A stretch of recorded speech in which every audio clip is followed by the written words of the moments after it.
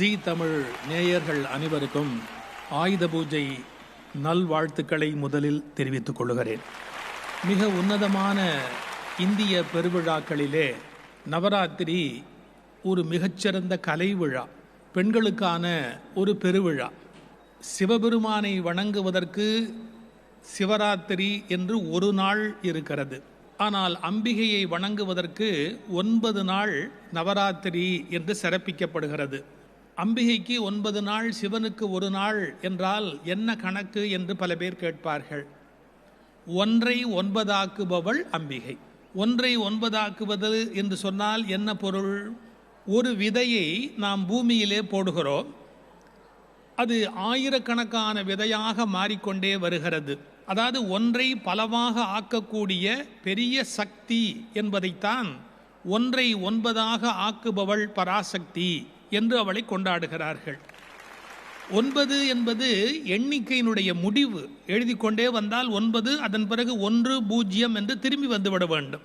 அதனால் எண்ணிக்கைக்கு உட்பட்ட ஒன்றை எண்ணிக்கைக்கு அப்பாற்பட்ட ஒன்றாக ஆக்குவதுதான் பராசக்தியினுடைய லீலை. அப்படி தோன்றியதுதான் நவராத்திரி, சிவராத்திரி என்கிற அமைப்பு முறை. அதில் என்ன பொருள்னா, 1ஐ 9 ஆக்குவாள்னா என்ன பொருள்னு கேட்டால், கணவனிடத்திலிருந்து உயிர் அணு 1 பெறுகிறாள், அவ்வளவுதான்.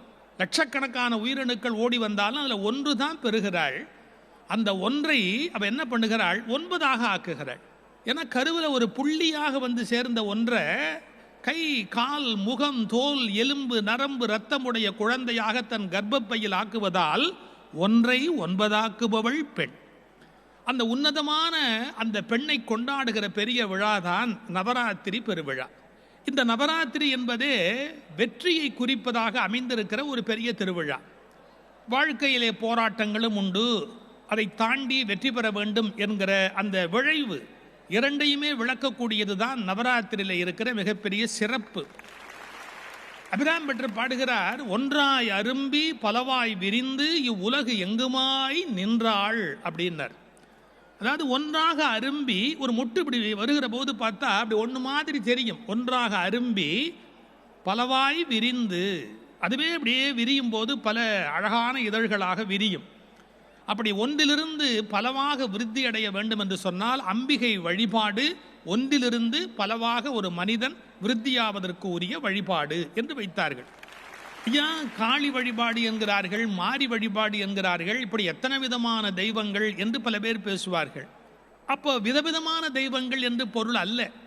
இப்போ வீட்டில் மனைவி இருக்கிறாள், காலையில் கொஞ்சம் கோபமாக இருப்பாள். சில பேருக்கு 24 மணி நேரம் காலையாகவே இருந்துவிடும். கொஞ்சம் காலையில் கோபமாக இருப்பா. அலுவலகத்துக்கு புறப்படுகிற நேரம் கணவனிடத்தில் கொஞ்சம் சிடு அப்படின்னு கடுகு வெடிக்கிற மாதிரி ஒரு கோபத்தில் பேசுவாள். அப்போ காலையில் அவ்வளோ கோபமாக இருக்கிற அதே மனைவி மாலையில் வந்து பார்க்கிற போது சீரியலெல்லாம் பார்த்துட்டு ஒரு மாதிரி அமைதியாகி ஒரு தெய்வ நிலைக்கு போய் மாலையில் கணவன் வருகிற போது வாங்க அப்படின்னு அவனுக்கே சந்தேகம் வந்துடும். அட்ரஸ் தெரியாமல் மாறிகிரி வேறு ஏதாவது வீட்டுக்கு வந்துட்டோமா அப்படின்னு அவனுக்கு தோணும். இப்போ காலையில் அவ்வளோ கோபமாக இருந்த மனைவி மாலையில் அப்படியே குளிர்ச்சியாக மாறி வாங்க வாங்க அப்படின்னு சொல்லி கணவனுக்கு காப்பி கொடுத்து, எல்லாம் ஒருத்தி தானே. காலையில் கோபமாக இருந்த மனைவி வேற, மாலையில் சாந்தமாக இருக்கிற மனைவி வேற நான் சொல்ல முடியும்?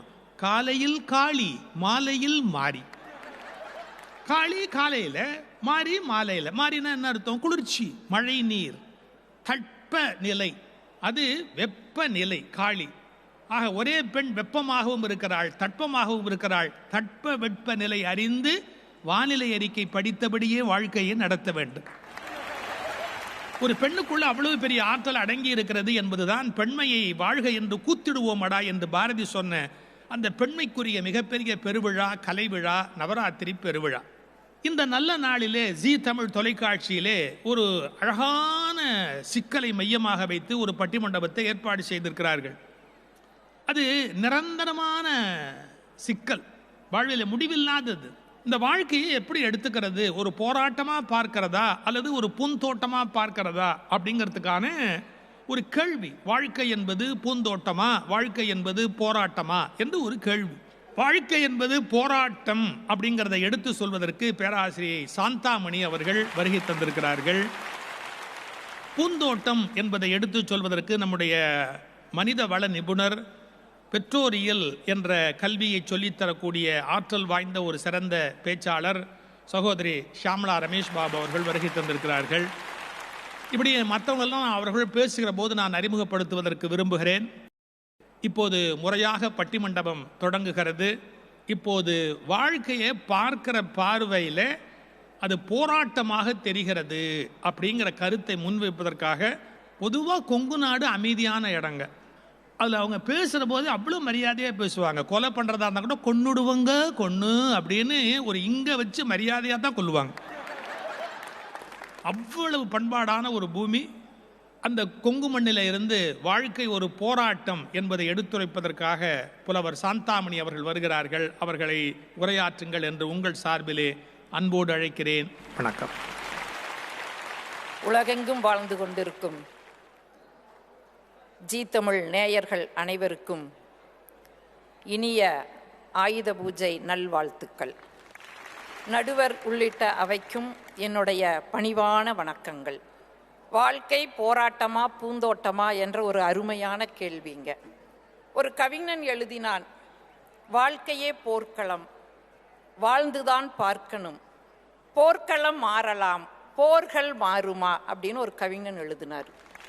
பொதுவாகவே பிறப்பிலிருந்து இறப்பு வரைக்கு வாழ்க்கை போராட்டம் தாங்க. இந்த மண்ணிலே போராட்டம் இல்லாத உயிர்களே கிடையாது, அந்த எதிரணியில் இருக்கிற 3 பேரை தவிர. இப்போ அவங்க 3 பேர் இங்கே பூந்தோட்டம் பூந்தோட்டம்னு பேசுறது எப்படி இருக்குதுங்கன்னா, ஒருத்தனை புலி துரத்துச்சா, அதுகிட்ட இருந்து தன்னை காப்பாற்றிக்கணும்னு சொல்லி ஓடுனா கடைசியில் ஒரு மலை உச்சிக்கே ஓடிட்டான். அங்கே போய் அப்படி கால் இடறி கீழே விழப்போகும்போது ஏதாச்சும் பற்று கிடைக்குமான்னு சொல்லி பார்த்தா ஒரு மரத்தினுடைய விழுது அவன் கைக்கு கிடைச்சது. நல்லா கெட்டியாக பிடிச்சிட்டு கீழே பார்த்தா பெரிய பள்ளம். இதை தன்னை காப்பாற்றிக்கணும்னு மேலே ஏறப்போனால் புலி அங்கே காத்துட்டு இருக்குது. இந்த நேரத்தில் அவன் பிடிச்சி தொங்குற அந்த விழுதை ஒரு கருப்பு எலியும் வெள்ளை எலியும் கரக்குன்னு கடிக்குது. சவுண்ட் பர்ஃபெக்டா இருக்கு. நிறைய அனுபவிக்கிறோம் இல்லைங்களா வீட்டில். அந்த நேரத்தில் விழுது அசையுது. அந்த மர உச்சியிலிருந்து அந்த தேன் கூடு மெல்ல அசைஞ்சு அதிலிருந்து தேன் சொட்டு சொட்டா அவனோட மூக்கு நுனியில விழுகுது. இப்போ தன்னை சுத்தி இருக்கிற அத்தனை துன்பத்தையும் அவன் மறந்தான். எவ்வளவு தூரம் தன்னோட நாக்க உயர்த்த முடியுமோ அவ்வளவு தூரம் நாக்க உயர்த்தி அந்த தேனை சுவைச்சுக்கிட்டு இருந்தான். இப்போ அது மாதிரி தாங்க சுத்தியும் போராட்டம்.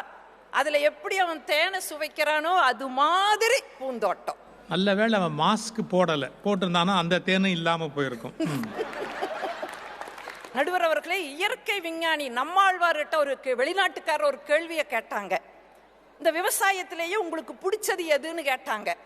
அவர் மண் அப்படின்னாரு. You mean soil? Yes. Why கேள்வி கேட்டார். அதுக்கு சொன்னாரு பாருங்க, இந்த மண்ணுக்குள்ள எந்த பொருளை போட்டாலும் மண் என்ன செய்ய மட்க செய்யும். ஆனா விதைய போட்டா மட்டும் அதை வளர செஞ்சு இந்த உலகத்தில் உள்ள உயிர்களை காப்பாற்றுகின்றது அப்படின்னு சொன்ன அந்த மண்ணுங்க இன்னைக்கு மனுஷங்கிட்ட இருந்து தன்னை காப்பாத்திக்க போராடிட்டு இருக்குதுங்க. எல்லாம் பிளாஸ்டிக் பேப்பரை கொண்டு போய் பிளாஸ்டிக் பொருளை போட்டு மண்ணு மக்காம இன்னைக்கு மலட்டுத்தன்மையாகி போயிருக்குது. சரி, மண்ணு தான் மலட்டுத்தன்மைனா மனுஷனும் மலட்டுத்தன்மை. அன்னைக்கெல்லாங்க எங்க பாட்டி 10க்கு 10 ஒரே அறையில 10 பிள்ளைகளை பெற்று வாழ்க்கை பூந்தோட்டமா இருந்துச்சுங்க.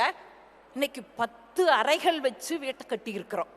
ஒத்த பிள்ளைக்கு வழி இல்லாம ஃபெர்டிலைசர்ல போய் புக் பண்ணிட்டு லைன்ல காத்துக்கிட்டு உட்கார்ந்துக்கிட்டு இருக்கிறோமே, இந்த வாழ்க்கை பூந்தோட்டமா நான் கேட்கிறேன். எவ்வளவு கஷ்டங்க. அன்னைக்கெல்லாம் 2 பேர் சந்திச்சாங்கன்னா நடுவர் அவர்களே நலம் விசாரிப்பாங்க. இன்னைக்கு 2 பேர் சந்திச்சா என்ன பேசிக்கிறாங்க? ஏனுங்க சுகர் எனக்கு 450ங்க, உங்களுக்குங்க? அவரு சொல்றாரு ஒன்றும் பெருசு இல்லைங்க, எனக்கு ஒரே ஒரு வாங்கிட்டு தான் குறைவுங்க, 449ங்க. இதைத்தானுங்க பேசிக்கிட்டு இருக்கிறோம். அன்னைக்கு கலர் கலரா மிட்டாயை சாப்பிட்டோம், இன்னைக்கு கலர் கலரா மாத்திரையை சாப்பிட்டு இருக்கிறோம். இது பூந்தோட்டமா? நடுவர் அவர்களே, ஆடி கார்ல போறது வாழ்க்கை இல்லைங்க, ஆவணி கார்ல போகணும். ஆஸ்பத்திரிக்கு போகாம வாழ்றோம் பாருங்க, அதுதான் பூந்தோட்டம்.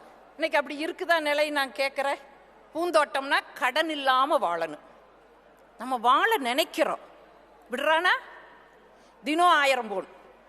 உங்களுக்கு இந்த கார்டு தர்றோம், அந்த கார்டு தர்றோம், லோனு தர்றோம், வீட்டுக்கே வந்துடுறா, அதைய தர்றோம், இதைய தர்றோம். நமக்கு ஆசையை காட்டி நம்ம வீடே கடனில் தான் வாங்கி வச்சு கட்டியிருப்போம். இப்போ வீட்டில் இருக்கிற பொருள்களையும் எல்லாம் கடனில் வாங்கி வச்சு 31ஆம் தேதி சம்பளம் நம்மளுக்கு வருதுன்னா 10 மணிக்கு சம்பளம் கிரெடிட் ஆச்சுன்னா 10:15 எல்லாம் இஎம்ஐ போயிருது. கொடுத்துட்டு இருக்கிறோமா இல்லைங்களா? இஎம்ஐன்னு என்ன தெரியுங்களா? எந்திரிக்க முடியாத இடம் அப்படின்னு பேர். இது பூந்தோட்டமா? நடுவர் அவர்களே, ஒன்றும் இல்லைங்க. போன மாதம் எனக்கு திருமண நாள். என் வீட்டுக்காரர்கிட்ட கேட்டேன், 35 வருஷம் ஆச்சு மாமா, திருமணமாகி 35 வருஷம் ஆச்சு, என்ன செய்யலான்னு கேட்டேன். அந்த மனுஷன் ஒரு வார்த்தையில் பதில் சொன்னாரு பாருங்க, ஒரு 3.5 நிமிடம் மௌன அஞ்சலி செலுத்துவோம் செல்லமேன்ட்டாரு. எங்க வாழ்க்கை பூந்தோட்டமா இருக்குதுன்னா இப்படி சொல்லி முடிக்கிறாங்க நடுவர்களே. வாழ்க்கைங்கிற வண்டியை எடுத்துட்டு அப்படியே நம்ம நேரா போய் ரைட்ல திரும்பினோம்னா அங்க ஒரு தோல்வி நமக்கு காத்திருக்கு. அப்படியே லெப்ட்ல திரும்பணும் அப்படின்னு சொன்னா ஒரு துரோகம் காத்திருக்கு. யூ-டர்ன் போட்டு போனோம்னா கடனுங்கிற பெரிய பள்ளம், அதுல விழுந்து எந்திரிச்சு மூஞ்சி முகரையெல்லாம் கிழிஞ்சு திரும்ப எந்திரிச்சு நேரா போனோம்னா ஏமாற்றம்ங்கிற சிக்னல் காத்திருக்கு. அதையும் தாண்டி போனோம்னா போட்டி, பொறாமை, பொய் அப்படிங்கிற ஸ்பீடு பிரேக்கர் வரும். அதையும் தாண்டி நேரா டாப் கீர் போட்டு போனாதாங்க வாழ்க்கையிலே பூந்தோட்டம் என்பதை நாம் அனுபவிக்க முடியும். ஆக அந்த பூந்தோட்டத்தை நீங்கள் அனுபவிக்க வேண்டும் என்று சொன்னால் போராட்டங்கள் இல்லாமல் ஒருபொழுதும் பூந்தோட்டத்தை சந்திக்க முடியாது.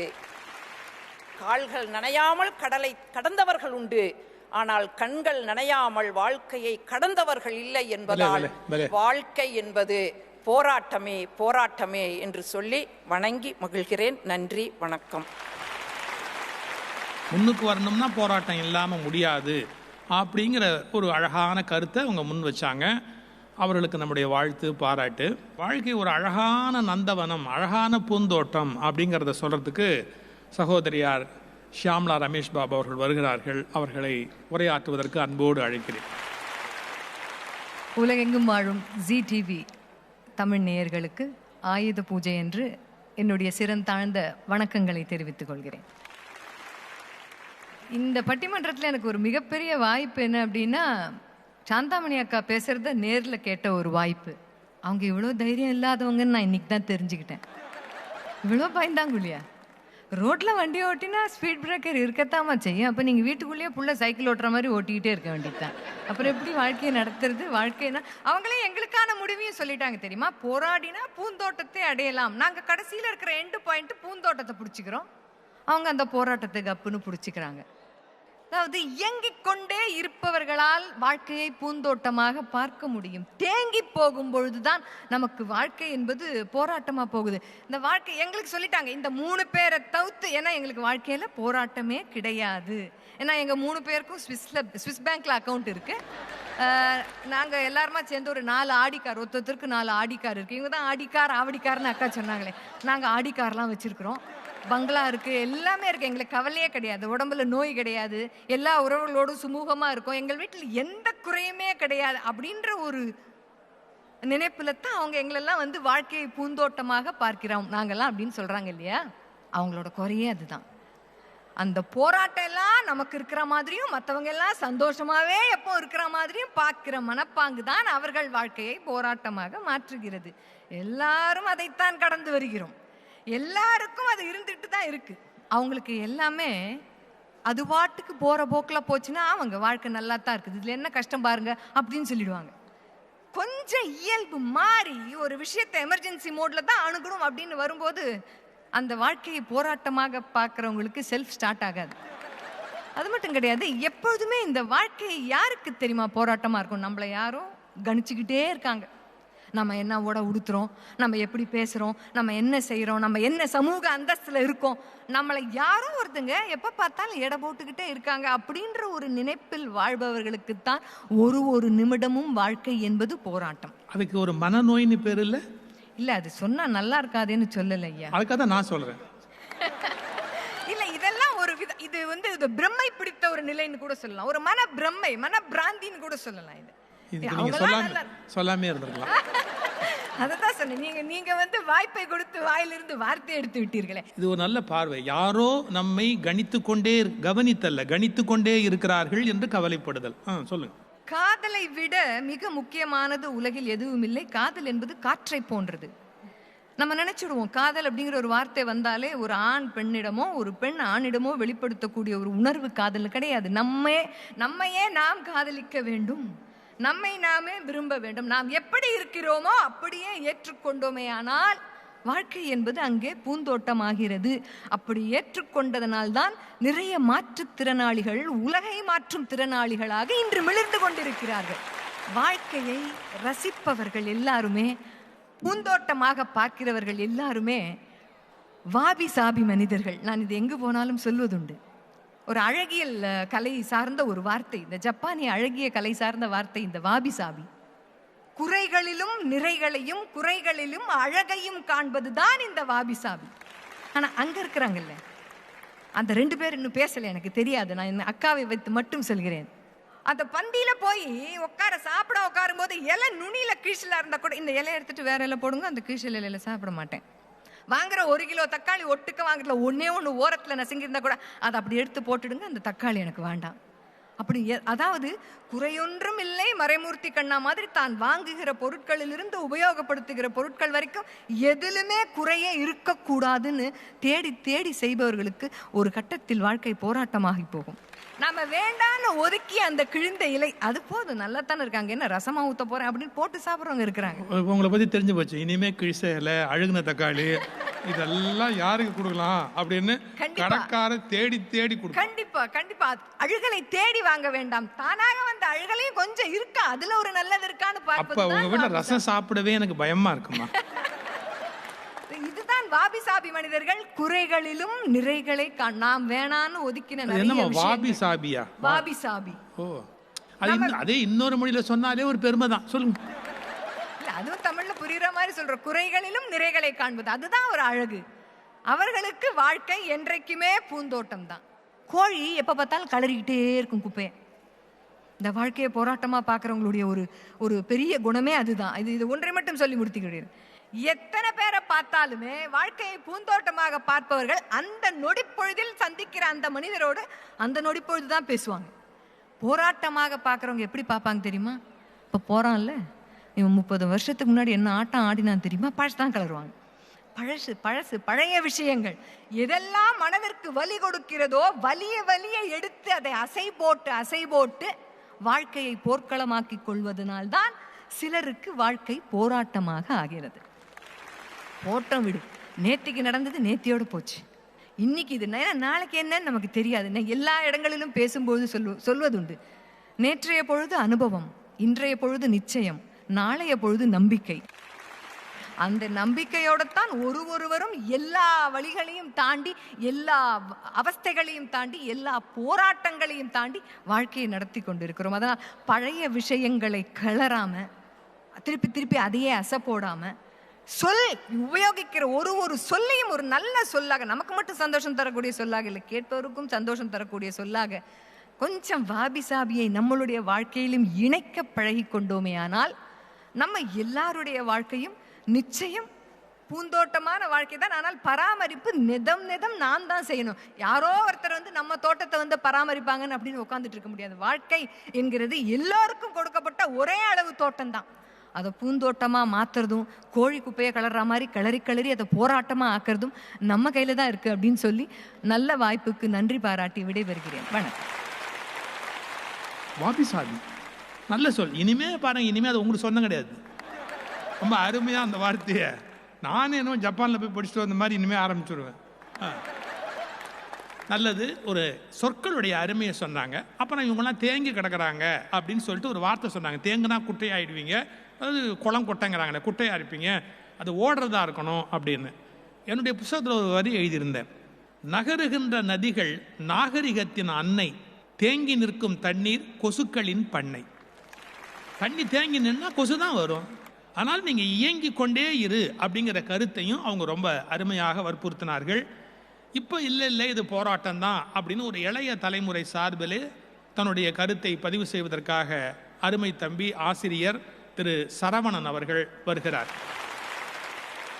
பேரன்பிற்குரிய நடுவர் உள்ளிட்ட இந்த அவைக்கு என்னுடைய அன்பு கலந்த வணக்கங்கள்.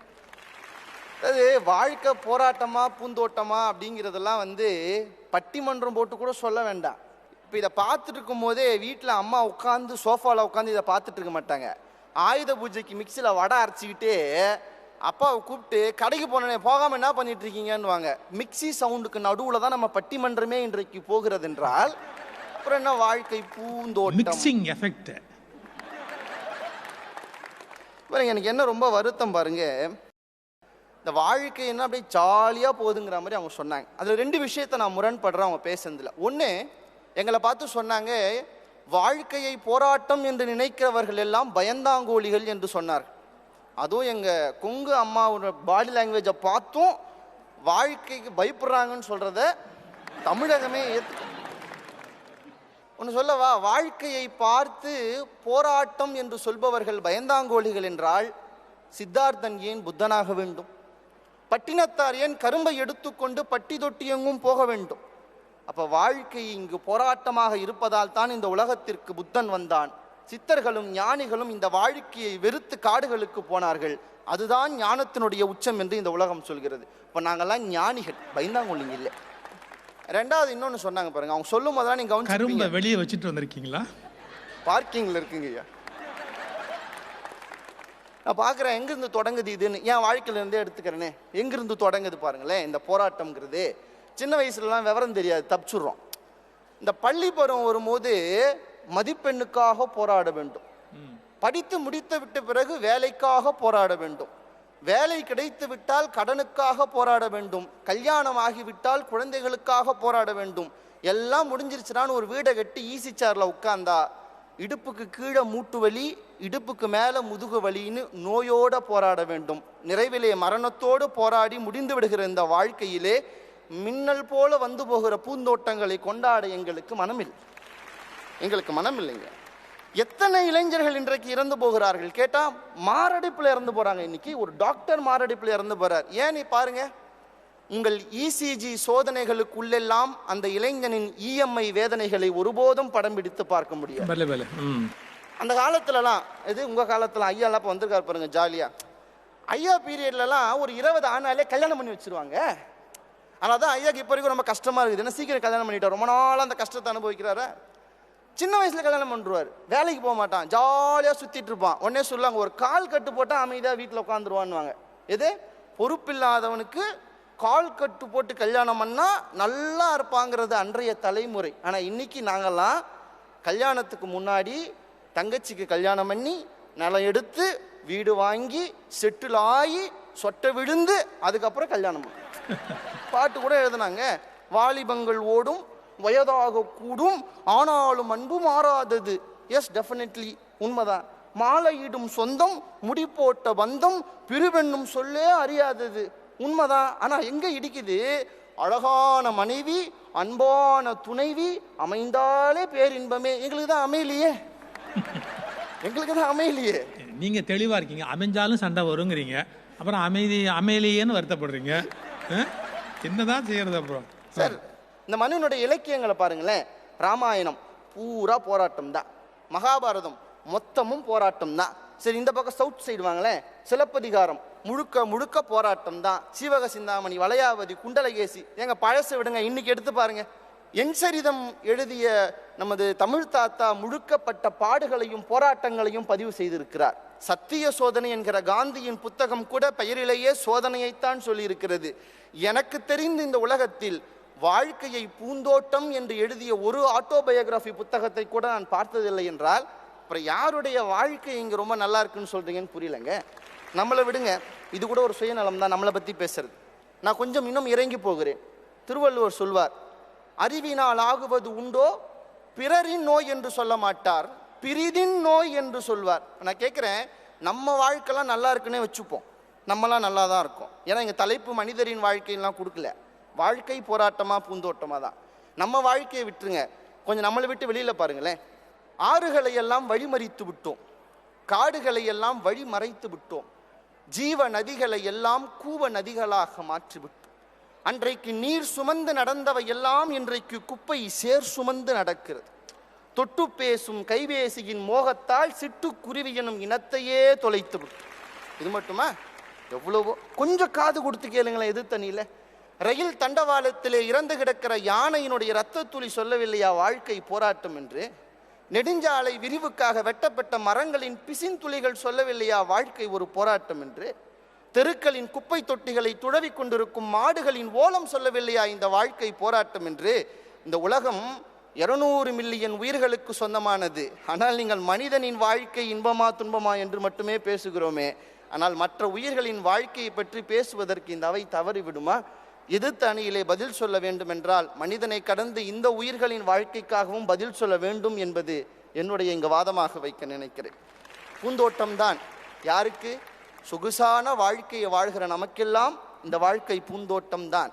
ஆனால் வீடுகளே இல்லாமல் கொசுவலையை வீடாக்கி வைத்திருப்பவன், ஒரு நாளைக்கு பூ வாங்கி கட்டி விற்கிற பூவிலே மேலே ஒரு 10 ரூபாய் வருமானம் வந்தால்தான் சோறு என்று இருக்கிற ஒரு பூக்காரி, பழக்கடையிலே தள்ளுவண்டியை வைத்து கொண்டு தெரு தெருவாக தள்ளி தொண்டையெல்லாம் வத்த பழம் விற்கிற ஒரு பழக்கடைக்காரர், இவர்கள் வீட்டையெல்லாம் தட்டி அவர்களிடம் கேளுங்கள் இந்த வாழ்க்கை போராட்டமா பூந்தோட்டமா என்று. அவர்கள் சொல்லும் பதிலை நானும் எடுத்துக்கொள்ளுகிறேன் என்று சொல்லி நல்லதொரு வாய்ப்பை நல்கிய இந்த அவைக்கு நன்றி கூறி விடைபெறுகிறேன். நன்றி, வணக்கம். பிரச்சனைகளினுடைய யதார்த்த உண்மைகளை நம்முடைய கண் முன்பு படம் பிடித்து காண்பித்தார். நீங்கள் வசதியாக இருக்கிறவர்கள் ஒன்றா உட்காந்து ஏர் கண்டிஷன் அறையில் வாழ்க்கை எப்படின்னு பேசுவது பெரிய விஷயம் அல்ல. தெருவில் போய் அன்றாடம் வாழ்வதற்கு போராடி கொண்டிருக்கிறார்களே அவர்களுடைய வாழ்க்கையை பாருங்கள் அப்படின்னு சொன்னார். மடகாஸ்கர் அப்படிங்கிற ஒரு ஊரில் 4 வருஷமாக மழை பெய்யலை. ஒரு நாள் 2 நாள் இல்லை, 4 வருஷமாக மழை பெய்யலை. அங்கே ஒரு பெண்மணி அந்த இன்டர்வியூவில் ஒரு பதில் சொல்கிறாங்க. 6 மாத காலமாக வெட்டுக்கிளிகளை மட்டும் பிடித்து தின்று கொண்டிருக்கிறோம். உலகத்தோட ஒரு மூலை பாருங்க. இந்த உலக மண்ணுக்குள்ளே இருக்கிற ஒரு நாட்டிலேயே மக்கள் வாழ முடியாத ஒரு சூழ்நிலை உருவாகி இருக்கிறது. சரி, வேற வளமான நாடுகளுக்குள்ள பாருங்க, பல வீடுகளுக்குள்ளேயே அப்படி பசியாலும் பட்டினியாலும் துன்பப்படுகளுடைய வாழ்க்கை எப்படி இருக்கிறது, 10 காசு சம்பாதிக்கிறதுக்கு பல பேர் படுகிற வேதனை எப்படி இருக்கிறது. இதையெல்லாம் அப்படியே நம்முடைய நெஞ்சு உரைக்கும்படியாக தம்பி சரவணன் அவர்கள் எடுத்து சொன்னார்கள். யோசிக்க வேண்டிய விஷயம். ஆனால் அப்படி ஒரே அடியாக நாம் இதையே நினைத்து புலம்பிக் கொண்டிருந்தா எப்படி? வாழ்க்கையினுடைய இன்னொரு அழகான பகுதியை, ஒரு வர்ணஜால பகுதியை, ஒரு வானவில்லின் வரைபடத்தை நாம் பார்க்க வேண்டாமா? அப்படி சொல்கிறதுக்காக நல்ல இசை ஞானம் உடைய ஒரு பாரம்பரியத்தில், நல்ல பேச்சு மேடையிலே அனுபவங்கள் மிக உடைய நம்முடைய சுசித்ரா அவர்கள் பூந்தோட்டம் என்பதை எடுத்துரைப்பதற்காக வருகிறார்கள். அவர்களை உங்கள் சார்பிலே பேச வரும்படி அன்போடு அழைக்கிறேன். ஜீ தமிழ் தொலைக்காட்சி நேயர்கள் அனைவருக்கும், மேடையில் வீற்றிருக்கும் பெரியோர்களுக்கும் என்னுடைய அன்பு கலந்த வணக்கங்கள், ஆயுத பூஜை திருநாள் நல்வாழ்த்துகள். இந்த வாழ்க்கை அப்படிங்கிறது எப்படி? ஒரு அழகான பாட்டு இருக்கு. யார் கேட்குறாங்க தெரியுமா? கடவுள் ஒரு நாள் உலகை காண தனியே வந்தாராம், கண்ணில் கண்ட மனிதரை எல்லாம் நலமா என்றாராம். ஒரு மனிதன் வாழ்வை இனிமை என்றான், ஒரு மனிதன் அதுவே கொடுமை என்றான். படித்தவனோ உடனே சிரித்து விட்டான் அப்படின்னு ரொம்ப அழகா வரும் இந்த பாட்டுல. ஓ, அப்ப நான் தான் கடவுளா? நடுவர்கள் கடவுளுக்கு சமானமானவர்கள் இல்லையா? ஒரு மனிதன் வாழ்வை துன்பம் என்றான், ஒரு மனிதன் இன்பம் என்றான்னா கேட்டவர் கடவுள் தானே. இந்த பட்டி மண்டபத்திலயும் நம்ம அதை தான் பாக்குறோம். இப்போ இவர்கள் இந்த வாழ்க்கை போராட்டம் அப்படின்னு சொல்றாங்க. எங்க அணியில் இருக்கக்கூடியவர்கள் இந்த வாழ்க்கையானது பூந்தோட்டம் அப்படின்னு சொல்றோம். சரவணன் அவர்கள் நிறைய விஷயங்கள், நிறைய கேள்விகளை கேட்டுக்கொண்டே போனார். இன்னைக்கு ஒரு சிட்டுக்குருவியை பார்க்க முடியுதா அப்படின்லாம் கேட்டுக்கொண்டு போகும் பொழுது, அந்த மாதிரி ஒரு நிலை இன்று உருவாவதற்கு காரணமாக இருந்தவர்கள் போராடும் மனிதர்களே. ஓஹோ. வாழ்க்கைய பூந்தோட்டமா பார்த்து கிடைச்சதை வச்சுட்டு நிம்மதியா இருந்தா, பழைய காலத்துல பெரியவர்கள் இருந்தது போல ஒரு வாழ்க்கையை நாம் போதும் என்ற மனமே பொன் செய்யும் மருந்து என்று வாழ்ந்திருந்தால் இன்றைய சூழல் வந்திருக்குமா? அவர்கள் சொல்லும் வண்ணம் இன்னைக்கு போராட்டம் தான் போராட்டம் தான். நம்மளுடைய தாத்தாக்கள்கிட்டலாம் போய் கேட்கும் பொழுது இப்படியெல்லாம் சொல்லவே மாட்டாங்க. வீட்டுல 10-15 பேர் நிச்சயமா உண்டு. அந்த அம்மா 15 பேருக்கும் 15 விதமான சமையல் செய்வாங்க. ஆனா அந்த அம்மாட்ட போய் உங்களுக்கு வாழ்க்கை போராட்டமா இருக்கான்னு கேட்டா அவங்க ஒரு வார்த்தை தான் சொல்லுவாங்க, நிச்சயமா போராட்டம் இல்லை, என் குழந்தைகளுக்காக நான் பண்றேன், அது எப்படி எனக்கு போராட்டமாக இருக்கும்? என் குழந்தைகளுக்காக நான் எல்லாம் செய்யறேன். அப்படி அவர்கள் அந்த பாசத்தை மையமாக வைத்து எல்லாத்தையும் செய்யும் பொழுது வாழ்க்கை அவர்களுக்கு பூந்தோட்டமாக இருந்தது. இந்த பூமி எப்பேற்பட்டது? இந்த விண்ணில் ஆனந்தம், அந்த மண்ணில் ஆனந்தம், இந்த பூமி பந்தை முட்டி வந்த புல்லில் ஆனந்தம், வயலின் சுத்தம் ஆனந்தம், மழையின் சத்தம் ஆனந்தம், அடமழையில் கூட சாயம் போக வானவில் ஆனந்தம், வாழ்வில் நூறானந்தம், வாழ்வே பேரானந்தம், கண்ணே நரையெழுதும் சுயசரிதம், அதில் அன்பே ஆனந்தம் ஆனந்தம், பச்சை கிளிகள் தோளோடு பாட்டுக்குயிலோர் நதியோடு, பூலோகம் ஆனந்தத்தின் எல்லை, இந்த பூமிக்கு கண்ணீர் சொந்தம் இல்லை. என்ன அற்புதமான வார்த்தைகள்! சின்னஞ்சிறு கூட்டுக்குள்ள ஸ்வர்க்கம் இருக்கு, அட சின்ன சின்ன அன்பில் தானே ஜீவன் இருக்கு. இதை தெரிந்து கொண்டாலே வாழ்க்கையானது பூந்தோட்டமாக இருக்கும். கணவன் மனைவிக்குள்ள சண்டை எங்க வராம இருக்கு? வீடுக்கு வீடு கணவன் மனைவினா சண்டை போட்டாதாங்க கணவன் மனைவி, இல்லைன்னா ரயில்வே பேசஞ்சர் அவங்களுக்குள்ளேயே சண்டை நடக்கும். கணவன் மனைவிக்குள்ள சண்டை வந்தா கூட அது எப்படி சமாதானமாகணும்? போராட்டமாக நினைப்பவர்கள் மேற்கொண்டு வளர்ந்து வளர்ந்து வளர்ந்து வளர்ந்து அந்த பேச்சை வளர்த்து கொண்டே போவார்கள், சேரணும் என்ற எண்ணமே வராது. ஆனால் வாழ்க்கையில் நிம்மதியும் நல்ல ஒரு பூந்தோட்டமாக அது இருக்க வேண்டும் என்று நினைப்பவர்கள் அந்த க்ஷணமாத்திரம் கோபம் வரும், வந்த கோபம் தெரியாது போய்விடும். இது கண்ணதாசன் அவர்கள் பாடல நமக்கு சொல்லலையா? வளர்ந்த கலை மறந்து விட்டால் கேளடா கண்ணா, அவள் வடித்து வைத்த ஓவியத்தை பாரடா கண்ணா. அப்படி சொல்லிட்டு வரும்போது அழகான வார்த்தைகள் அதுல. காதலித்த பெண்ணை இன்று காணுமே கண்ணா, கட்டியவள் மாறிவிட்டாள் ஏனடா கண்ணா, தாலி கட்டியவள் மாறிவிட்டாள் ஏனடா கண்ணா. அந்தம்மா பதில், காதலிதான் மனைவி என்று கூறடா கண்ணா, அன்று கண்ணை மூடி கொண்டிருந்தார் ஏனடா கண்ணா அப்படின்னு வரும். இப்படியே சண்டை போட்டு ஒரு குழந்தைய வச்சு அவர்கள் அழகா அந்த ஊடலை காண்பித்து கொண்டு வரும் பொழுது கடைசி வரிதான் ரொம்ப அழகு. இன்று வரை நடந்ததெல்லாம் போகட்டும் கண்ணா, என்னிடத்தில் கோபமின்றி வாழ சொல் கண்ணா, அவரில்லாமல் எனக்கு வேறு யாரடா கண்ணா, நான் அடைக்கலமாய் வந்தவள் தான் கூறடா கண்ணா. என்ன அழகா அந்த ஊடல் ஆரம்பிக்கிறது. ஆனா அந்த ஊடல் ஆரம்பித்து அது கூடும் பொழுது கிடைக்கக்கூடிய அந்த சந்தோஷம் இருக்கே, அந்த பூந்தோட்டத்துக்காக 10 தடவை சண்டை போட்டா பரவாயில்லன்னு தோணும். இன்னும் எளிமையாக சொல்லி முடிக்கிறேன். நம்ம ஒரு பஸ்ல அழகா பயணம் போறோம். நல்ல ஒரு மலை பிரதேசத்துல பஸ்ல அப்படியே அழகா பயணம் போய்கொண்டே இருக்கும் பொழுது அந்த நேரத்துல கண்டக்டர்கிட்ட நம்ம டிக்கெட் வாங்குறோம். நம்ம கொடுத்த உடனே கண்டக்டர் 5 ரூபா நமக்கு சில்லறை திருப்பி கொடுக்கணும். நான் வந்து கொடுக்குறேன்ப்பா, இப்போ என் கையில் 5 ரூபா இல்லை, கொஞ்சம் பொறு, நான் எல்லாம் டிக்கெட்லாம் கொடுத்துட்டு வந்து உன் கையில் அந்த 5 ரூபாயை கொடுக்குறேன்னு சொல்வார். இவர் உட்காந்துருக்கிறதோ ஜன்னலோரம், அழகான பாதை, அந்த மலையில சோலைகளும் அதுவும் அவ்வளவு அழகாக இருக்கின்றது. கண்ணு கெட்டின தூரம் வரை பச்சை பசேர் என்று அழகா இருந்துட்டு இருக்கு. ஆனா இவர் அந்த பக்கம் பாக்குறாரான்னு பார்த்தா கிடையவே கிடையாது. கண்டக்டரையே பார்த்துட்டு இருப்பாரு, எப்ப அந்த 5 ரூபாயை கொடுக்க போறாரு, எப்ப அந்த 5 ரூபாயை கொடுக்க போறாரு அப்படின்னு பார்த்துட்டு இருப்பார். அது மாதிரி சில்லறை விஷயங்களுக்காக பார்த்து கொண்டு போராடி கொண்டு அழகான பூந்தோட்டத்தை பார்க்க மக்கள் தவறுகின்றார்கள் என்றுதான் சொல்கின்றோம். அப்படி பூந்தோட்டமாக அவர்கள் வாழ்க்கையை பார்த்தால் நல்ல ஒரு எண்ணம், நம்ம மனசுலதான் எல்லாம் இருக்கு, நம்மளால இப்படி இருந்தா தான் சந்தோஷமா இருப்பேன் அப்படிங்கிறது இல்லாம எப்படி இருந்தாலும் நான் மகிழ்ச்சியாக இருப்பேன் என்ற ஒரு எண்ணத்தை மக்கள் அவர்கள் மனதில் விதைத்து விட்டார்கள் என்றால் யார் வேணாலும் வாழ நினைத்தால் வாழ முடியும் என்பதில் எந்த விதமான ஐயமும் இல்லை என்று சொல்லி இந்த பூமியே பூவனம், உங்கள் பூக்களை தேடுங்கள். இந்த வாழ்க்கையே சீதனம், உங்கள் தேவையை தேடுங்கள் என்று சொல்லி வாய்ப்பளித்தமைக்கு நன்றி கூறி விடைபெறுகிறேன். வணக்கம்.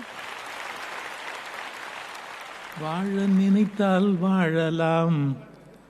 பாடினவங்க பாடினா நானும் நடுவரும் பாட வேண்டாமா? அதை தான் அவங்க மீன் பண்ணுறாங்க. வாழ நினைத்தால் வாழலாம், வழியா இல்லை பூமியில். அதாவது எல்லாமே இருக்குது, நாம் அதை எப்படி பயன்படுத்திக்கிறோம் அப்படிங்கிறத பொறுத்தது. ரொம்ப அருமையான அந்த செய்தி அவங்க முன் வச்சாங்க. இப்போ போராட்டமே வருது. வாழ்க்கை போராட்டம்ங்கிறதுலாம் கிடையாது, போராட்டமே வருது. யார் வரா? போராட்டம் என்ற அணியிலே பேராசிரியர் பர்வீன் சுல்தான் அவர்கள். சாதாரணமாக அன்பானவர்களேன்னு சொல்லும் போதே நமக்கு அப்படியே கோல நடுங்கும். அப்படி அழுத்தமாக சொல்லக்கூடியவர்கள், ஆற்றலோடு பேசுகிறவர்கள். சகோதரி பர்வீன் சுல்தானா அவர்களை வாழ்க்கை ஒரு போராட்டம் என்பதை தலைமையேற்று போரை நடத்தும்படியாக கேட்டுக்கொள்கிறேன். பேரன்பிற்கும் பெருமதிப்பிற்கும் உரிய உலகமெல்லாம் இந்த நிகழ்ச்சியை கண்டு கழித்துக் கொண்டிருக்கக்கூடிய ஜி தொலைக்காட்சி தமிழ் உறவுகள் அத்துணை பேருக்கும் பணிவன்பான வாழ்த்தும் வணக்கம். வாழ்க்கை என்பது பூந்தோட்டமா போராட்டமா? பூந்தோட்டம்தான் என்று 2 பேர் இந்த நிகழ்ச்சியில் பேசியிருக்கிறார்கள். முதலில் பேசிய சகோதரி மிக சிறப்பாக தன்னுடைய லாவகமான பேச்சாற்றலால் இந்த தலைப்பை அணுகினார்கள். நான் அவர் பேசியதை முழுமையாக ரசித்தபடி இருந்தேன். அவர் ஒரு இடத்திலே சொன்னார், தேங்கி கிடப்பது போராட்டம், ஓடிக்கொண்டே இருப்பதுதான் பூந்தோட்டம் என்று சொன்னார். நான் யோசித்து பார்க்கிறேன், இல்லையே, ஒரு இடத்தில் நின்று நிதானிப்பது தானே பூந்தோட்டம், ஓடிக்கொண்டே இருப்பது தானே போராட்டம். அவர் மாற்றி சொல்லுகிறார், தேங்கி கிடப்பது போராட்டம் என்கிறார்.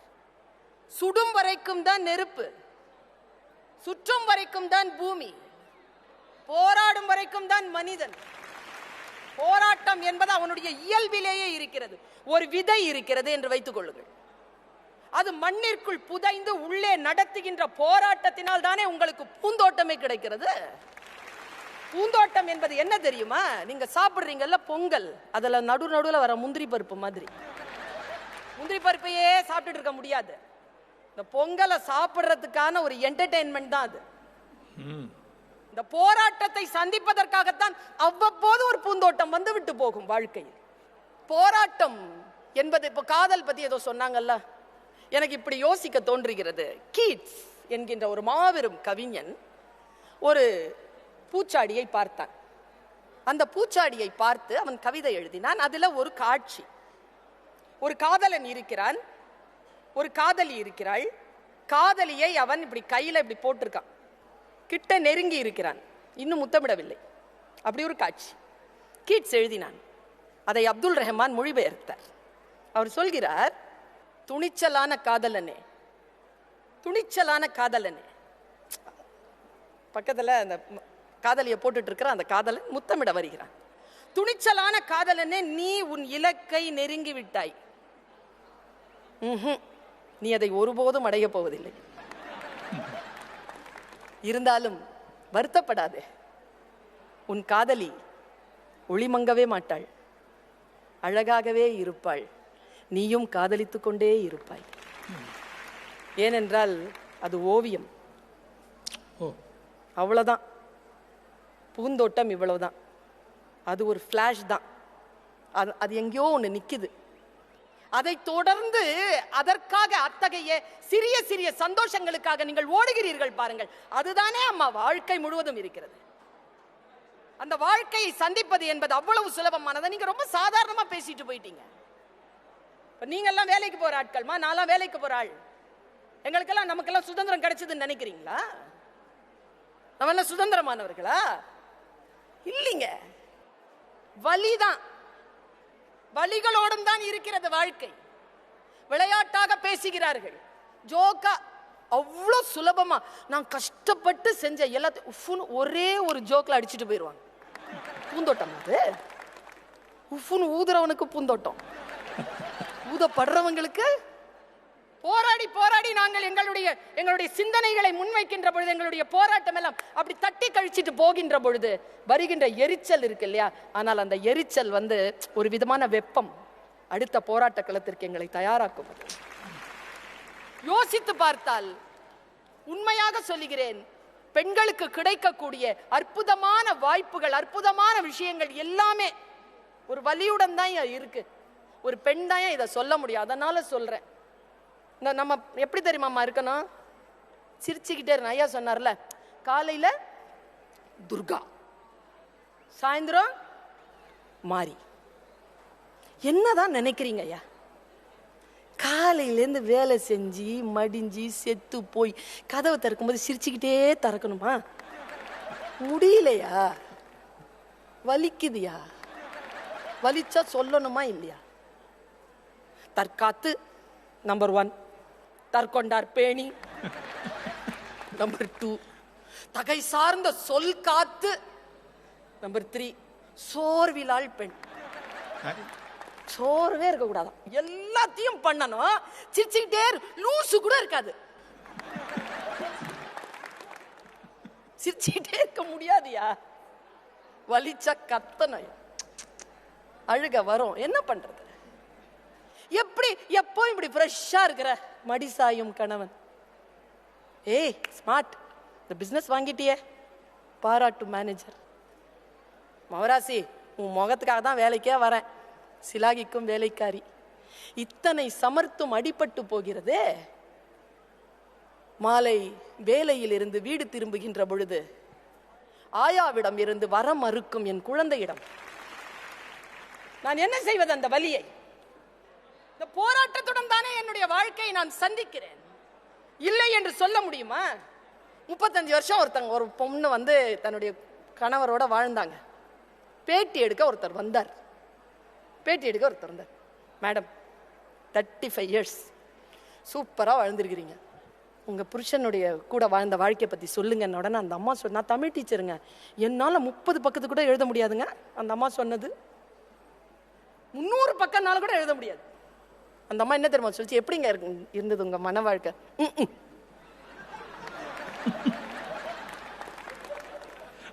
இவ்வளவுதாங்க. இது எல்லாம் அடங்கும். சரியா? அடுத்து பாருங்க, 2 பிள்ளைங்களை பெத்தீங்களே, அந்த 2 பிள்ளைங்க எப்படி? 2 பிள்ளைங்க என்ன பேசுறீங்க? ஒரு ஆணுக்கும் பெண்ணுக்கும் இருக்கிற வித்தியாசம் என்ன தெரியுமாங்க? ஆணுக்கு இருக்கிற வாய்ப்பு என்பது இந்த காலகட்டத்தில் அவனுக்கு கிடைத்தது. ஆனால் பெண்களுக்கு கிடைக்கக்கூடிய வாய்ப்பு என்பது 8000 ஆண்டுகால போராட்டத்திற்கு பிறகு கிடைத்த வாழ்க்கை என்பதனை நீங்கள் மனதில் கொள்ளுங்கள். போராட்டம் இல்லாமல் பூந்தோட்டம் கிடையாது. போராட்டத்தினால் நாங்கள் வருத்தப்படுகிறோம் என்று சொல்ல இல்லை, போராட்டத்தினால் நாங்கள் உயிர்ப்புடன் இருக்கிறோம். அந்த ரத்தமும் சதையுமாக அந்த வெப்பத்தில் இருக்கிறோம், அந்த நெருப்பில் எரிந்து கொண்டிருக்கிறோம். எரிந்து கொண்டுதான் இந்த உலகத்தை நாங்கள் சந்தித்துக் கொண்டிருக்கிறோம். எப்பொழுதேனும் அந்த பூந்தோட்டம் கிடைத்து விடாதா என்கின்ற ஏக்கம்தான். கிடைக்க வேண்டுமே. பாதையெல்லாம் முட்கள், மனசு சிறகு கேட்கிறது, புத்தி செருப்பு கேட்கிறது. இரண்டிற்கும் நடுவிலான போராட்டம் தானே எங்களுக்கான எல்லா வாழ்க்கையும். பூந்தோட்டத்திற்கு நாங்கள் எதிரானவர்கள் இல்லை. எங்களுடைய பயணம், ஒரு கழுதை இருக்குன்னு வச்சுக்கோங்களேன், அந்த கழுதைக்கு மேல ஒரு சின்ன கம்பை கட்டி விட்டுருவாங்க. கம்பை கட்டி விட்டுட்டு அதுல ஒரு கேரட்டை தொங்க விட்டுருவாங்க, ஓட்டுவாங்க. பெரிய பொதி, அந்த பொதியை சுமந்து அந்த கழுதை போகும். அப்படி போகும்போது அந்த கேரட் இப்படி வந்துட்டு இப்படி போகும். அந்த கேரட் கிடைச்சிராதான்ட்டு இந்த சுமையோடு அந்த கழுதை ஊர் போய் சேரும். அப்படிப்பட்ட நம்முடைய நெற்றிக்கு முன்னால் தொங்க விடப்பட்டு இருக்கக்கூடிய கேரட்டாகத்தான் உங்கள் பூந்தோட்டம் இருக்கிறது. போராடி போராடி பொதியை சுமந்து அதை கிடைத்து விடாதா என்கின்ற ஏக்கத்தில் நாங்கள் பயணித்துக் கொண்டிருக்கிறோம். பிரார்த்திப்போம், பூந்தோட்டம் கிடைக்கட்டும். அந்த பூந்தோட்டத்திற்கான அச்சாரமாக இந்த போராட்டம் திகழட்டும். வாழ்க்கை என்பது போராட்டமாகவே தான் இருக்கிறது என்பதாக என்னுடைய பேச்சை சொல்லி நிறைவு செய்கிறேன். நன்றி, வணக்கம். உணர்ச்சிபூர்வமாக வலியையும் வேதனையையும் அப்படியே படம் பிடித்து காட்டிய ஒரு பேச்சு அவருடைய பேச்சு. ஒரு உதாரணம் சொன்னாங்க. கழுதைக்கு முன்னாடி ஒரு கேரட்டை கட்டி விட்டுருப்பான். அந்த கேரட் ஆடிக்கிட்டே இருக்கிறதால கிடைக்கும் கிடைக்கும் கிடைக்கும்னு அதுலேயே அந்த பொதியை சுமந்துக்கிட்டு அது போய் சேரும்னு. நிஜமாவே அவன் நல்ல முதலாளியாக இருந்தால் கடைசியாவது அந்த ஒன்றை எடுத்து போடுவான். அந்த வேதனையை ரொம்ப அழகாக படம் பிடித்து காமிச்சாங்க. நமக்கு ரொம்ப மன வேதனையாக இருக்குது, அதெல்லாம் ரிலீவ் பண்ணுறதுக்கு ஒரு பெரிய சைக்காட்ரிஸ்ட் நமக்கு வேண்டியிருக்கார். அந்த மாதிரி நினச்சா யாரை கூப்பிடுவோம்? நகைச்சுவை நாவரசர் திரு மோகன சுந்தரம் அவர்கள். வாங்க. என்றும் வணங்கி மகிழும் நடுவர் அவர்களே, மேடையில் அமர்ந்திருக்கும் அறிஞர் பெருமக்களே, ஜீ தமிழ் தொலைக்காட்சி நேயர்களே, உங்கள் அனைவருக்கும் என்னுடைய பணிவான வணக்கமும் ஆயுத பூஜை வாழ்த்துக்களையும் தெரிவித்துக் கொள்கிறேன்.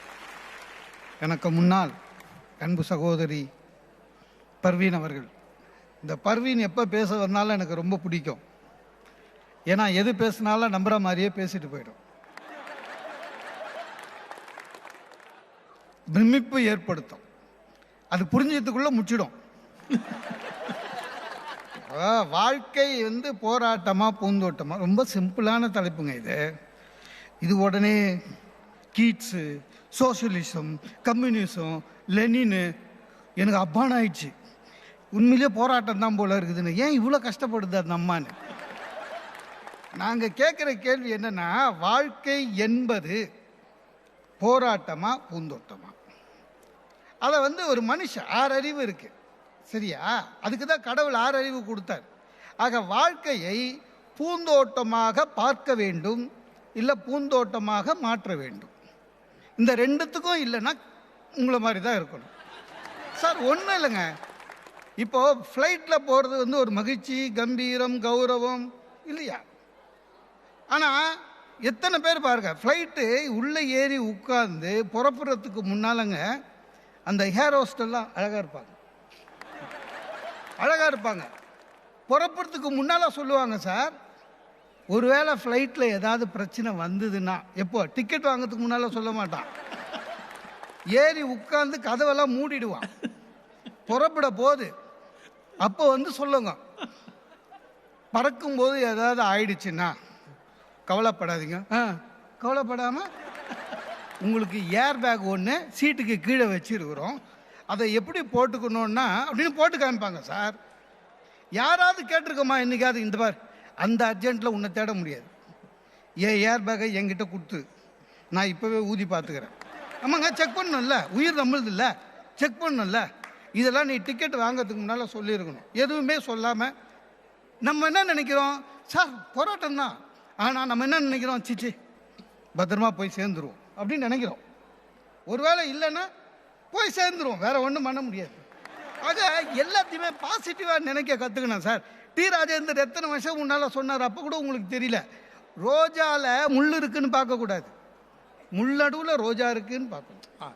அதுதான் நம்மளுடைய பார்வை. அவர் சொல்லியே நீங்கள் திருந்தலைன்னா நம்ம என்ன பண்ண முடியும்? சில பேர் அப்படியே இருக்கான் சார், அப்படியே இருக்கான். என் ஃப்ரெண்டு ஒருத்தன் ஜோசியத்தில் நம்பிக்கை போயிட்டு வந்துட்டு என்கிட்ட சொல்கிறான், நேற்று ஜோசியர்கிட்ட போனேன், ரொம்ப கஷ்டமாயிடுச்சு மனசுன்னா. என்னடாண்ணா, எனக்கு ஆயுசு ரொம்ப கம்மியானா. என்ன சொன்னார் அப்படின்னா, இல்லை 90 வயசு வரையும் தான் இருப்பேன் நான். அப்புறம் என்ன, அதுக்கு மேலே இருந்து என்னடா பண்ண போகிற? 120 வருஷம் இருந்து ராமானுஜர் மாதிரி ஆன்மீக புரட்சி பண்ண போறியா? நீ கட்சி வரையும் பென்ஷன் வாங்கி கவர்மெண்ட்டுக்கு லாஸ் பண்ண போற. 90 வயசு போறாதா சார்? ஜோசியமே பொய். அதை பார்த்துட்டு 90 வயசு ஜாஸ்தி. ஆனா அதுக்காக இவன் 45 வயசுல இருந்தே கவலைப்பட ஆரம்பிச்சுட்டானே, இதை போய் போராட்டம்னு சொல்லுவானுங்க. என்ன வாழ்க்கை சார்? அப்படிதான் சார் இருக்கும் வாழ்க்கையில். சார் ஒன்றும் இல்லைங்க, நீங்கள் கஷ்டப்பட்டு, நான் பார்த்துருக்கேங்க, கஷ்டப்பட்டு பஸ்ஸு ரொம்ப நேரம் கழிச்சு நம்ம போகிற பஸ் வரும், அவ்வளோ கூட்டம் இருக்கும். கஷ்டப்பட்டு ஏறி நிற்க இடம் இல்லாமல் அடுத்தவன் நம்ம காலை மெரிச்சின்னு நிற்பான். நீங்கள் ஏறி நின்று பஸ்ஸு ஸ்டார்ட் ஆகி பின்னால் திரும்பி பாருங்களேன், அதே நம்பர் பஸ்ஸு காலியாக வரும். பார்த்துக்கிறீங்களா? அதான் வாழ்க்கை. நம்மளை ஓவர்டேக் பண்ணின்னு வேற போவோம். அதுக்கெல்லாம் கவலைப்பட முடியாதுங்க. எல்லாமே அப்படிதான். சில பேர் கியூவில் நிற்கும் போது பார்த்தீங்கன்னா, நம்ம நிற்கிற கியூ இருக்குல்ல, நவரவே நவராது. அடுத்த கியூ சீக்கிரம் போகும். இருடா 5 நிமிஷம் இருடா வந்துடும். சில பேர் பார்த்துருக்கீங்களா, இந்த கியூவில் கொஞ்சம் நேரம் நிற்பான், அது கொஞ்சம் போனோன்னா அதில் போய் கிட்டுவோம். அப்புறம் அது நிற்க இது போகும், அப்புறம் இதில் வந்து நின்றுடுவான். சார் கட்சி வரையும் வைக்கல தான் நிற்பான் ஒரு அவருக்கு மேலே. ஏன்? இந்த போராட்டன்ற கேஸு தான். எல்லாத்தையுமே ஈஸியாக பார்க்க கற்றுக்கணுங்க. எல்லாத்துக்குமே கவலைப்பட்டா வாழ்க்கை போராட்டம் தான். இப்போது பெட்ரோல் விலை 100 ரூபாய் ஆயிடுச்சு. பெட்ரோல் விலை ஏறுது ஏதோ எல்லாம் பிபி ஏற்றக்கூடாது, டெய்லி அதை படிக்கக்கூடாது. நம்ம என்ன பண்ணணும், நாடு இப்படி ஆயிடுச்சின்னு தெரிஞ்சிச்சா நமக்கு தேவை நம்மளுடைய மகிழ்ச்சி. அதனால் நம்ம என்ன பண்ணணும், படுக்கும் போகும்போதே நாளைக்கு காலையில் பெட்ரோல் 1 ரூபாய் ஏறிடும் அப்படின்னு நினச்சி படுத்துடணும். காலைல எழுந்து பேப்பர் பார்த்தா 68 பைசா தான் ஏறி இருக்கும்.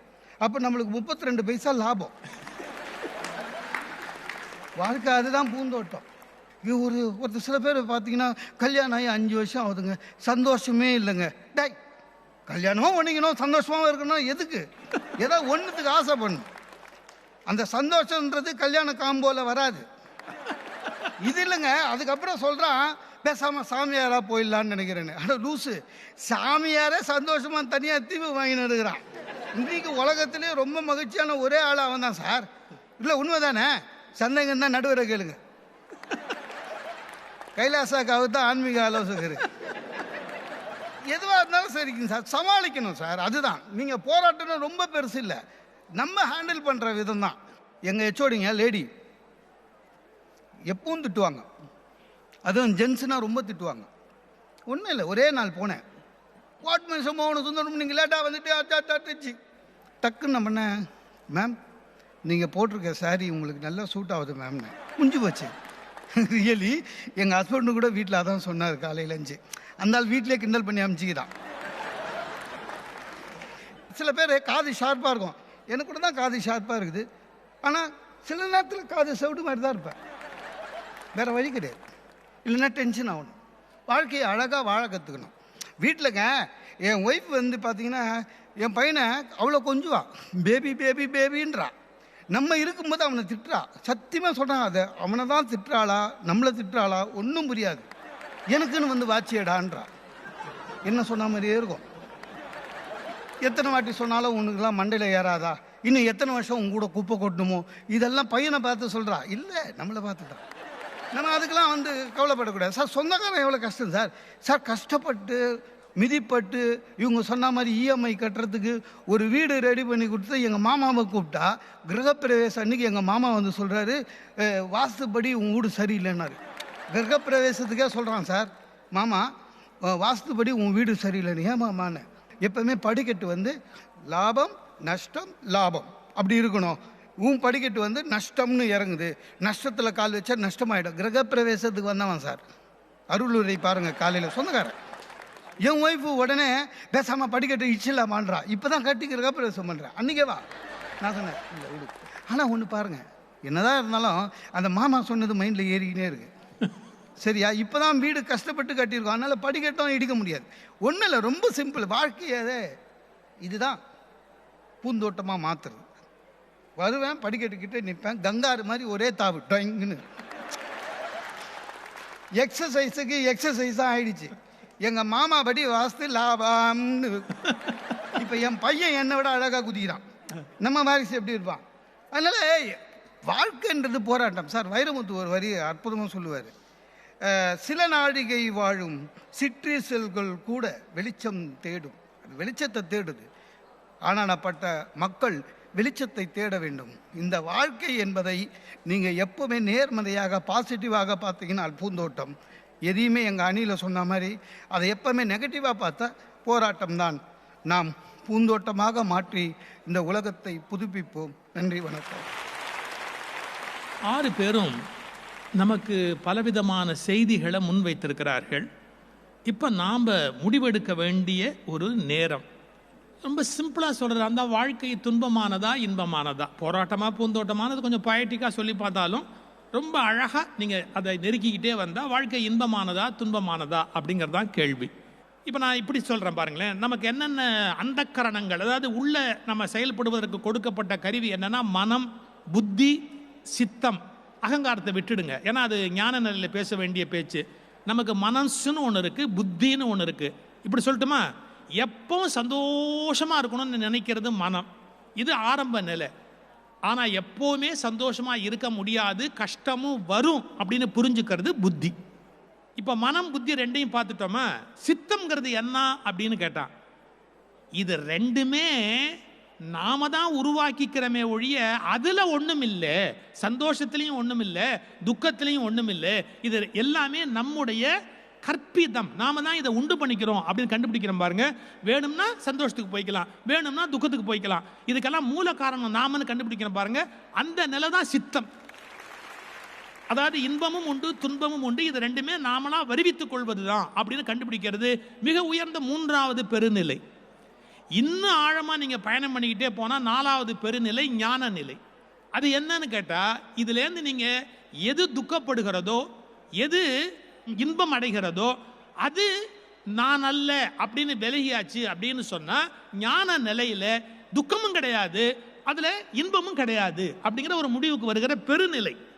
அது என்னோடு சம்பந்தப்பட்டது அப்படிங்கிற உணர்வு தான் அந்த துக்கத்துக்கான மூல காரணம் அப்படின்னு கண்டுபிடிக்கிறான் பாருங்க. இந்த நிலைக்குத்தான், ஞான நிலைக்குத்தான் ஒவ்வொரு உயிரும் பயணம் பண்ணணும் அப்படிங்கிறது ஒரு ஆழமான ஒரு பார்வை. அது இஸ் இட் பிராக்டிகலி பாசிபிள்? இது ஒரு கேள்வி இருக்கு. உண்மையிலேயே இது சாத்தியமா? உண்மையாகவே எப்பவுமே இதை அடைய முடியுமா? இந்த விஜயதசமி அதாங்க.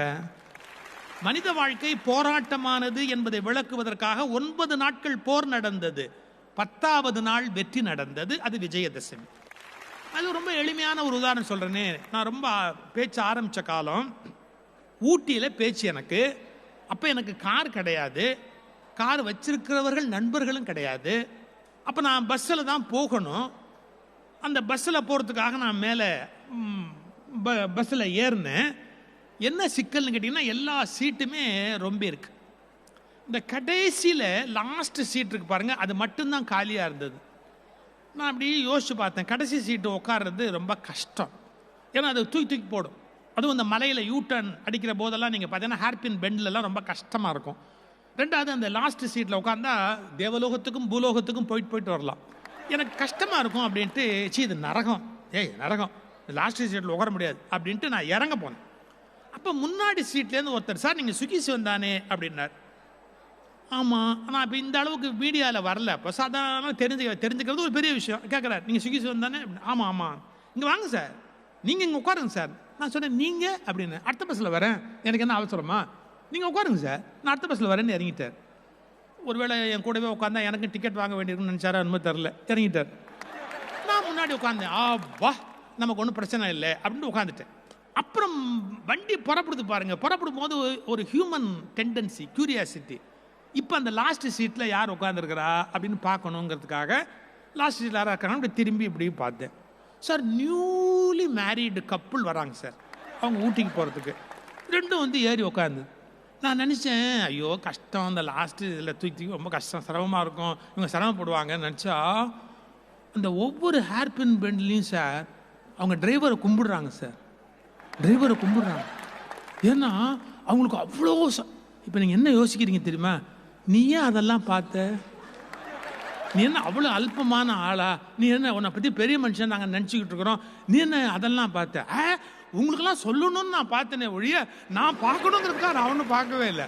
உங்களுக்கெல்லாம் இந்த விலைக்கு சொல்லணும் அப்படிங்கிறதுக்காக தான் நான் பார்த்தேன். என்னை பற்றி ஒன்றும் தப்பாக நினைக்காதீங்க.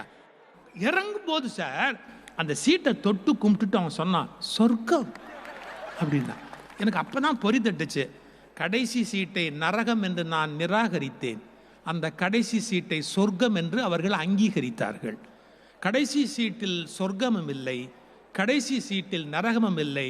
சொர்க்கமும் நரகமும் உங்கள் அபிப்பிராயத்தில் மட்டும்தான் இருக்கிறது. So life is a challenge. நீங்கள் எடுத்துக்கிட்டீங்க அப்படின்னு சொன்னால் போராடுறதுக்கு தயாராக இருக்கணும். இதுக்கு இந்த பூக்கள் எந்த ஒரு உதாரணம் சொல்லட்டுமா? பூந்தோட்டமாலாம் கேட்டிங்கல்ல, பூக்கள் எந்த ஒரு உதாரணம் சொல்லட்டுமா? ஒரு வரி சார் ஒருத்தன் எழுதி கொன்னே போட்டான் சார். எந்த செடிகளும் பூஜைக்கு போனதே இல்லை. ஏன்? பூக்களை பூஜைக்கு அனுப்புவதோடு அது வேலை முடிந்து விடுகிறதே ஒழிய செடிகள் பூஜைக்கு போனதே இல்லை. ஆனால் இந்த செடிகள் இல்லாமல் பூஜைக்கு பூக்களே இல்லை. யோசிச்சு பாருங்க. அது மாதிரி ஒவ்வொரு பர்பஸுக்கு ஒவ்வொரு வகையில் இந்த உலகத்தில் மனிதர்கள் தோன்றி இருக்க முடியும். அதனால நாம என்ன பர்பஸுக்கு வந்தோம் அப்படிங்கிறத புரிஞ்சுக்கிட்டா இது எல்லாமே நடக்கத்தாண்டா செய்யும், இன்பமும் நடக்கும் துன்பமும் நடக்கும், அது பெருசாக சீரியஸாக எடுத்துக்கூடாது அப்படின்னு நாம் விலகி நின்று பார்த்தா இன்ப துன்பம் வஸ்துவில் இல்லை, அதை அனுபவிக்கிறவனிடத்தில் தான் இருக்கிறது என்ற புரிதல் வந்துவிட்டா வாழ்க்கையை போராட்டமாகவும் பார்க்க மாட்டோம், பூந்தோட்டமாகவும் பார்க்க மாட்டோம். வாழ்க்கை என்பது வெறும் வாழ்க்கையே என்பதை புரிந்து கொள்வோம். நன்றி, வணக்கம்.